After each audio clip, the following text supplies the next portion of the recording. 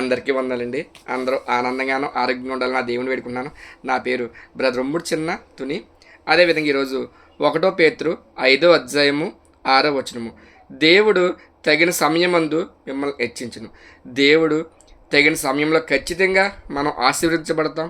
చాలామంది ఇంకా మనం ఆశీర్వదించబడలేదని చెప్పి చాలామంది దిగులు పడతారు. చాలామంది పుట్టుకతోనే ఆశీర్వదించబడతారు.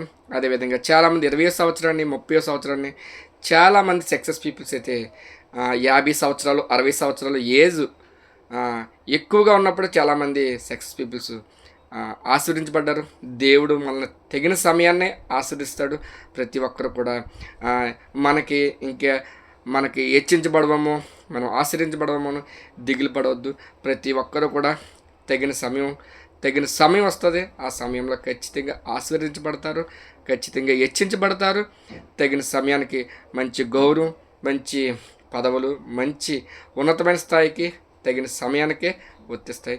ఈ చిన్న వాక్యం దేవుడు దీవించిన గాక. అందరికీ వందలండి.